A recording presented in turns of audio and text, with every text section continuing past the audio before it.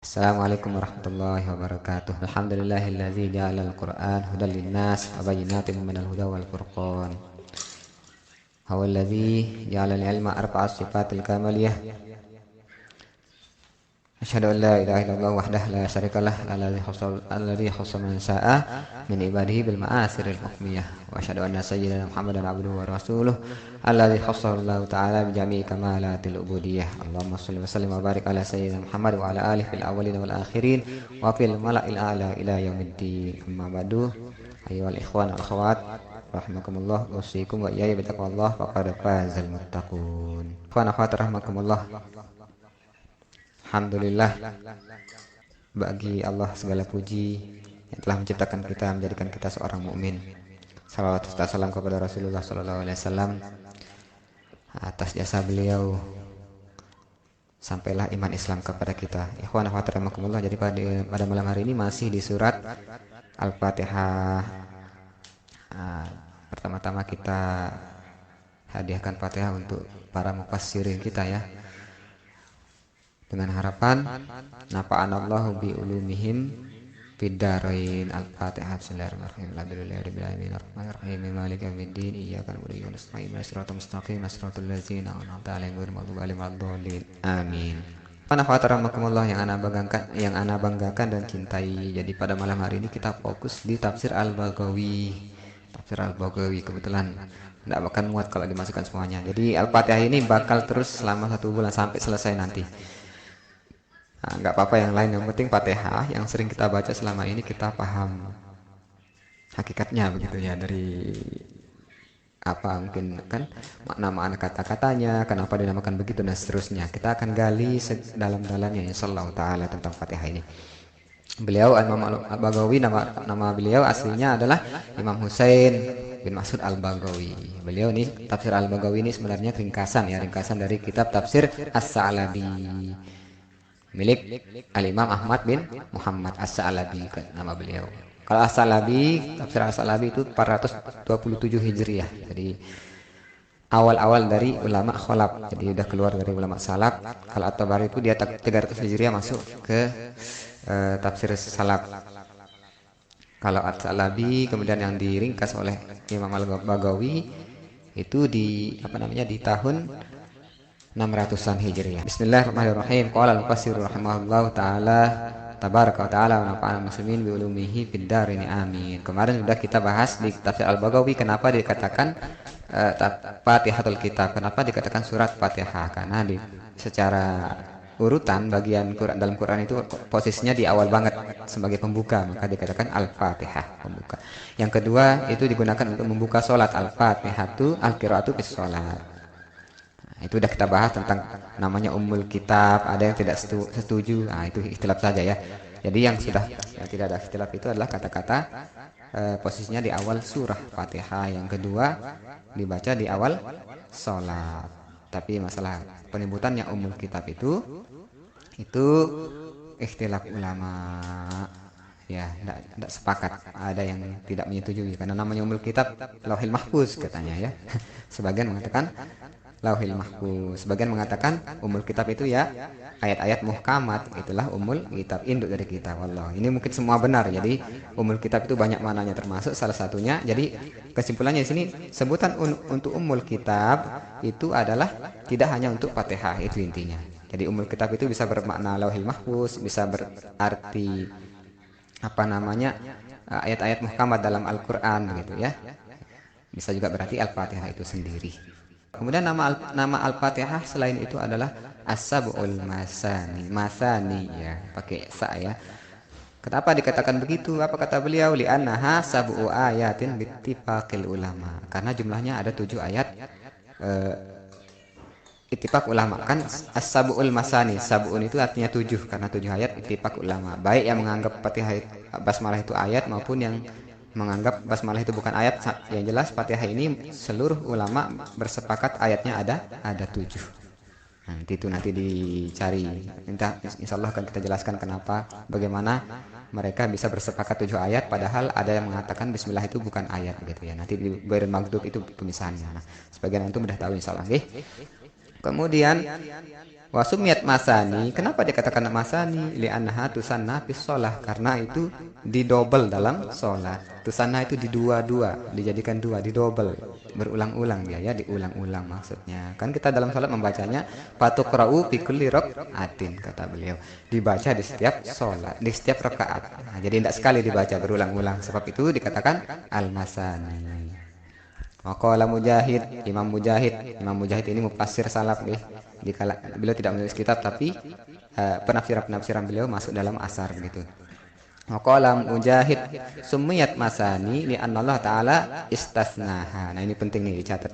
Waqala Mujahid, kemudian Imam Mujahid, apa kata beliau? Berkata, sumiyat masani li Allah taala istasnaha, karena Allah menghususkan, mengecualikan Fatihah ini lihazihil ummah fadzakharoha lahum. Nah, jadi Allah itu nyimpen ini Fatihah dari zaman dulu, zaman azali begitu ya. Fatihah ini disimpan, umat-umat sudah diturunkan ke dunia, para nabi maksudnya ya kan, diturunkan ke dunia, tapi Fatihah tidak diturunkan kecuali untuk umat Muhammad SAW. Jadi itulah kebanggaan Rasulullah SAW. Jadi Al-Fatihah dan dua terakhir ayat surat Al-Baqarah yang di grup kita dianjurkan untuk baca itu khusus untuk umat Nabi Muhammad SAW. Dalam Fatihah itu ada dialog Allah di situ. Allah sudah janji apa yang kita ucapkan dalam Fatihah itu akan dikabulkan. Begitu. Wahiyya makkiyatun ala qaulil aksari. Nah, Fatihah ini dia sifatnya makkiyah menurut kebanyakan ulama. Jadi ulama lebih banyak berpendapat dia adalah makkiyah, diturunkan sebelum hijrah. Apa alasannya? Nanti disimak di belakang. Ada dalil di ayat lain yang sangat kuat ya, sangat kuat kenapa Al-Fatihah ini dikatakan makkiyah, walaupun ada yang mengatakan turun setelah hijrah ataunya madaniyah. Kenapa dikatakan makkiyah lebih kuat? Nah, kita lanjut dulu nih. Waqala Mujahid madaniyun. Nah, Imam Mujahid sendiri mengatakan madaniyatun wakila nazalat marrotain. Ada yang mengatakan juga kila. Ini pendapat yang paling lemah. Nah, jika dikatakan kila itu menandakan pendapat itu lemah. Jadi yang paling kuat, yang paling banyak tadi makkiyah. Kemudian Imam Mujahid berpendapat madaniyah. Ada juga yang mengatakan pendapat lemah ini kila nazalat marrotain, diturunkan dua kali di Makkah wa marrotan bil Madinah, sekali di Mekah, sekali di Madinah. Artinya sebelum dan sudah hijrah dua kali diturunkan. Walizalika sumiyat masani wal awalu asahu. Karena itu kata sebagian ulama yang tidak disebutkan di sini, pendapat lemah, itu sebabnya dikatakan Al-Fatihah itu al-masani karena dua kali diturunkan, begitu pendapatnya. Wal awalu asahu, tapi yang pertama itu yang paling sahih kata beliau. Itu makkiyah. Kenapa dikatakan makkiyah paling kuat? Li'anna Allah Ta'ala manna 'ala Rasul biqaulihi. Allah pernah bilang ke Rasulullah SAW di dalam Al-Quran, apa kata Allah? Walaqad atainaka sab'al masani. Jadi di ayat 87 ya, di sini Al-Hijr ayat 87 Allah bilang, dan kami telah memberikan engkau sab'an 7 biji, 7 buah ya, minal masani yang berulang-ulang, maksudnya Al-Fatihah. Allah bilang, wahai Muhammad, aku telah berikan kamu surat Al-Fatihah, itu dari surat Al-Hijrah. Nah, surat Al-Hijr ini wal muradu minha Fatihatul Kitab. Yang dimaksud ini Allah itu bilang ke Nabi Muhammad ini Fatihatul Kitab wa suratul Hijr, sedangkan surat Al-Hijr ini makkiyatun. Nah, di sini dia. Jadi surat Al-Hijr di mana Allah mengatakan bahwa Allah memberikan surat Al-Fatihah kepada Nabi Muhammad itu makkiyah.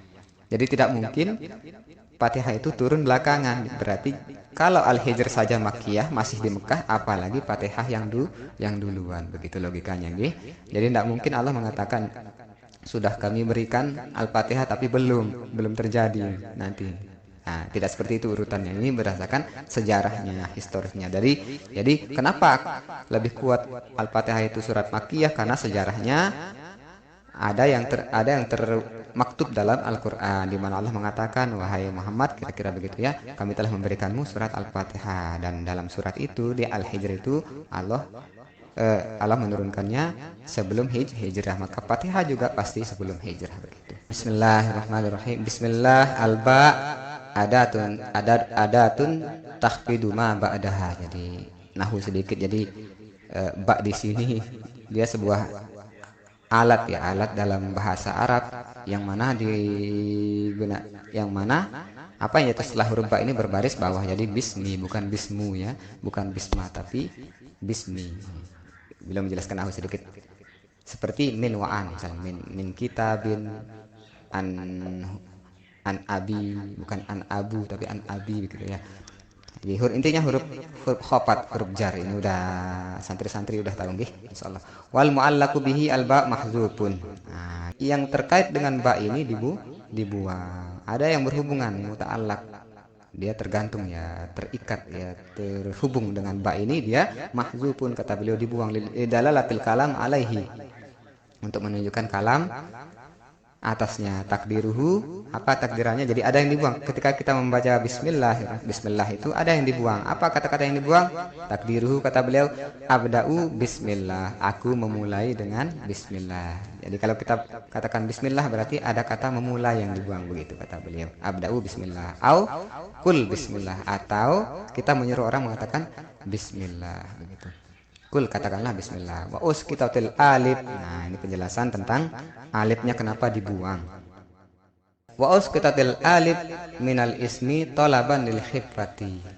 Wakas, nah itu alif yang ada pada kata ismi itu ada alif sebenarnya di situ kan, tapi dibuang menjadi bismi, langsung bersambung seperti yang antum lihat dalam Al-Qur'an. Talaban lil khifati itu maksudnya untuk demi meringankan, jadi lebih gampang ditulis begitu ya, diringankan dan penyebutannya bismi.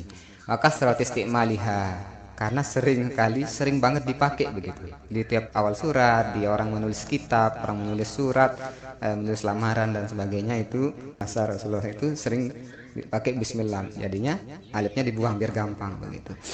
Waktu wilat ilba, tapi baknya dipanjangkan. Nah, jadi ikhwan akhwat bakal sering baknya dipanjangkan. Atau wilatil ba'u, dan dipanjangkan huruf ba penulisannya maksudnya ya. Baknya itu biasa kita tulis dalam Al-Qur'an itu baknya panjang banget gitu ya. Bismillah begitu. Kenapa seperti itu? Qalal Qutaibi, Imam Qutaibi menulis liyakuna fatahu kalam kitabillah biharfin muazzamin, supaya kita memulai berucap dengan Al-Qur'an begitu ya, biharfin muazzamin, dengan huruf yang diagungkan begitu, supaya dia keren begitu, mulia begitu, tidak sama dengan bak-bak yang lain. Kalam kitabillah begitu ya. Jadi itu untuk memuliakan, baknya itu ditulis panjang supaya memuliakan. Karena Umar bin Abdul Aziz adalah Khalifah Umar bin Abdul Aziz rahimahullah, yaqulu likuttabihi, apa kata beliau? Nah, beliau khalifah yang sangat masyhur ya, sangat bijaksana, bahkan anaknya sendiri waktu lebaran bajunya compang-camping saking bijaksananya. Apa kata beliau Khalifah Umar bin Abdul Aziz kepada para penulisnya, penulis surat, penulis kitab gitu ya, penulis Al-Qur'an? Tawwilul ba, kata beliau, panjangkan ba, kata beliau. Wa azhirus sin, kemudian perjelas sinnya. Jadi maksudnya sinnya itu enggak usah antum mungkin pernah lihat khot Al-Qur'an itu sinnya enggak ada, seperti ba dengan mim doang. Nah, itu namanya bukan izhar, tapi enggak jelas ya. Beliau memerintahkan memanjangkan ba dan mengizharkan sin. Perjelaslah tulisan sin, wa farriju bainahuma, kemudian pisahlah di antara keduanya. Enggak usah dijadikan satu garis, tapi benar-benar ditulis ba kemudian sin gitu. Itu yang menyuruh adalah Khalifah Umar bin Abdul Aziz. Wadawwirul mim, kemudian bulatkan mim. Jadi mim itu kalau ditulis ada yang berbentuk garis doang kan. Apa kata beliau Khalifah Umar bin Abdul Aziz? Wadawwirul mim, dibulatin begitu ya. Jadi tidak cuma garis takziman li kitabillah taala, untuk memuliakan kitabullah Al-Qur'an. Wakila lamma askatu alif, dan dikatakan kemudian tatkala mim itu alif itu dibuang, raddutu lal alif alal ba. Pendapatnya jadi seolah-olah alif itu ditaruh di panjangnya ba, itu dikembalikan ke situ katanya. Yakuna dalan ala sukutil alif, untuk menunjukkan bahwa ada mim yang jatuh, ada mim yang dibuang di sana. Ala tara annahu lamma kutibal alif fi iqra bismi rabbikal ladzi khalaq. Ini selanjutnya beliau mengatakan, bukankah kau melihat bahwa ketika ditulis alif di Iqra bismi rabbikal ladzi khalaq ya, itu di surat Al-Alaq, Iqra bismi, itu di surat Al-Alaq ada alifnya.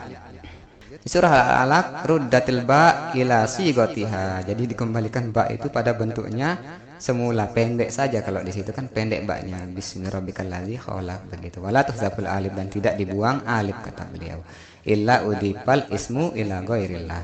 Iza udifal ismu ila ghairillah. Kalau ba itu isim itu tidak dilanjutkan dengan nama Allah. Jadi bismi rabbik ya. Bismi rabbik beda dengan bismillah. Jadi setelah kata ismun itu ada lafzul jalalah, maka ba-nya dipanjangkan begitu kata beliau. Tapi kalau setelah ismun itu bukan lafzul jalalah seperti rabbik, itu ba-nya dipendekkan dan dikembalikan alif. Wala ma'a ghairil ba gitu ya. Waqtalafu istiqaqihi. Mereka berselisih ulama itu ya tentang asal usul kata. Istiqoq itu asal usul kata atau etimologi.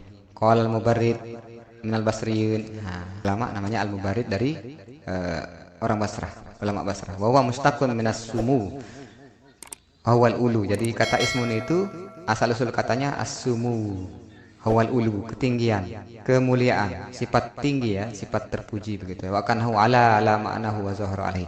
Seolah-olah kata ismun itu, kata-kata nama itu lebih tinggi dari apa yang dinamakan. Wa sara ma'nahu tahtahu katanya di sini. Jadi maknanya itu di bawah saking tingginya. Wa qala Sa'lab minal Kufin. Nah, Sa'lab ulama namanya Sa'lab dari golongan Kufah.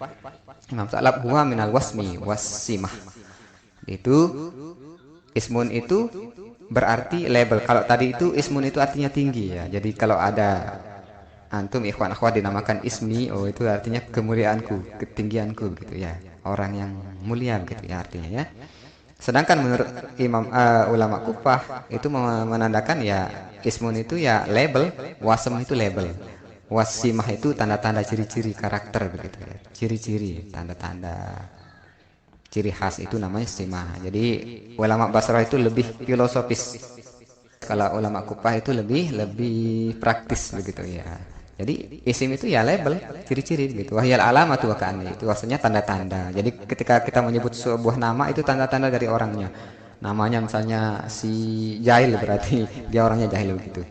Lebih simpel ya. Wahyal alamatu wa ka'annahu alamatu lima'nahu. Jadi dia menunjukkan bahwa itu tanda-tanda atas apa yang diberi nama itu. Wal awalu as-sahhu, akan tetapi yang pertama itu yang lebih sahih. Jadi ulama Basrah lebih afdol, lebih dikuatkan begitu pendapatnya bahwa namanya isim itu adalah kemuliaan.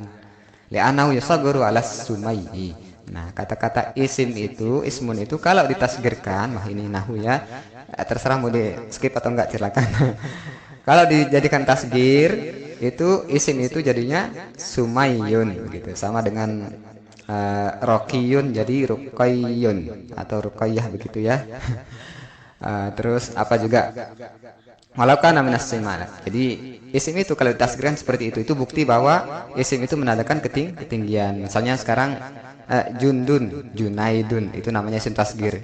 Yang di bengkok-bengkok kayak gitu namanya isim tasgir. Apa juga Zubair itu kata-kata seperti itu namanya isim tasgir. Nah, isim ini kalau ditasgirkan namanya ismun berubah menjadi Sumayyun gitu ya.